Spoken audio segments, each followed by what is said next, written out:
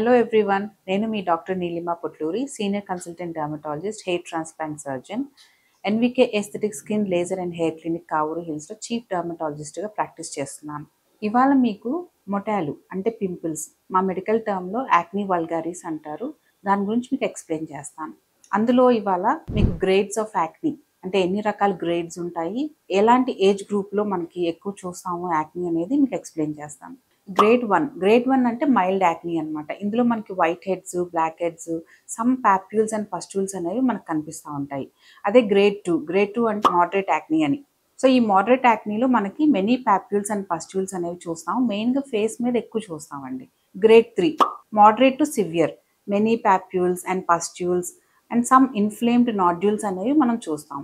వేరస్ grade 4 severe acne అనమాట, అంటే many inflamed nodules అనేవి చూస్తాము and it will be very painful. ముట్టుకుంటే మనకు కొంచెం ఆ గడ్డలాగా అనిపిస్తుంది యాక్నీ, అది నొప్పి కూడా వస్తుంది మనకి. మెయిన్గా మనకి మొటాల్ అనేది ఎక్కడ చూస్తామంటే ఫోర్ హెడ్, చీక్స్, చిన్ అంటే ఫేస్లో ఈ ఏరియాస్ ఎక్కువ మనకి కనిపిస్తాయి. అది కాకుండా upper part of the chest, shoulders and upper back. అంటే ఎలాంటి ఏజ్ గ్రూప్స్లో మనం ఎక్కువ యాక్నీ చూస్తాము అంటే ప్యూబర్టీ హిట్ అయిన తర్వాత బాయ్స్ కానీ గర్ల్స్ కానీ మనం ఎవరికైనా సరే హార్మోన్స్ ఇంబ్యాలెన్స్ వల్ల యాక్నీ అనేది స్టార్ట్ అవుతుంది.